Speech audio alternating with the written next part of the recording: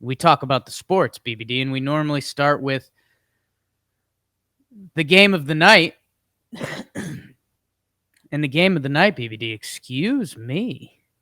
Excuse me.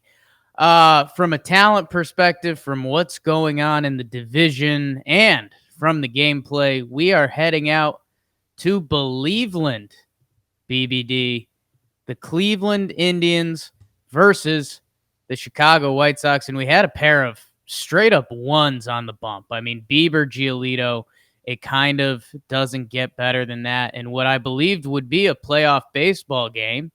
And it was. The Chicago White Sox are trying to hold on to first place in the Central, which is the difference between right now the 2 seed or the 4 seed, I believe.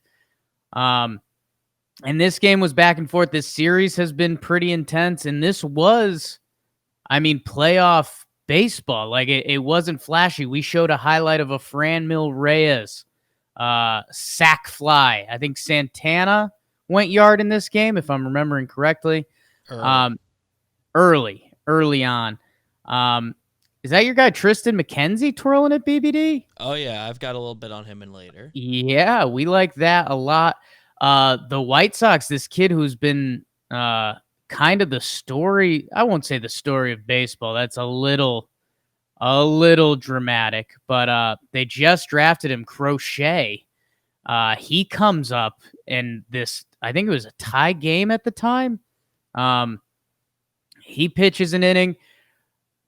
We're going to the bottom of the ninth. We're tied at 2s, BBD. Jose Abreu hit a sac fly to tie it. And Jordan Luplow, college teammate of Aaron Judge, he hits the walk-off yabo in this game.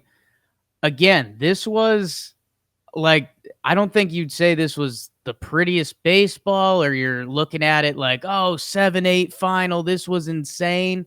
No, this was like a playoff baseball game.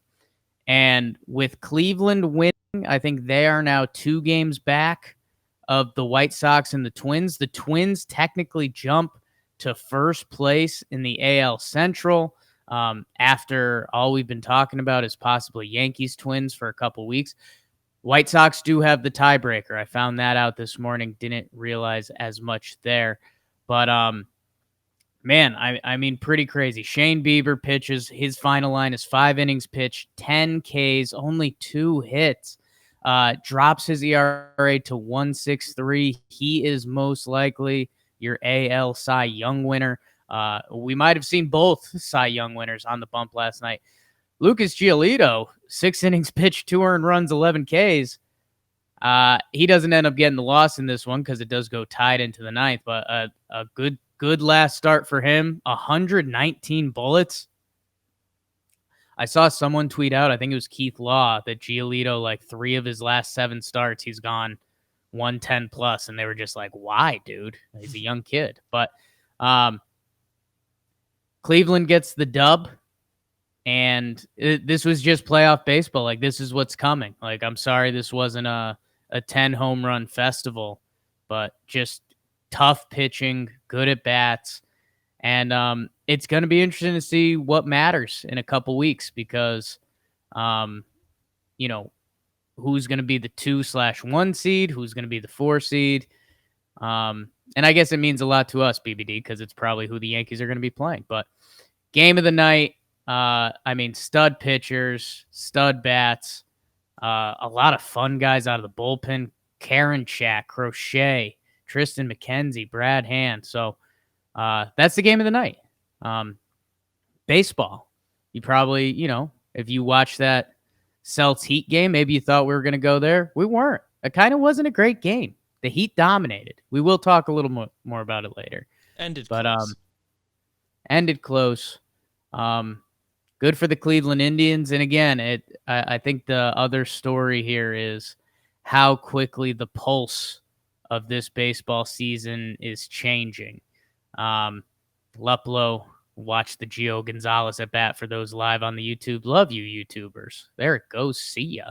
Facebook crew. We'll get you back next week, Periscope.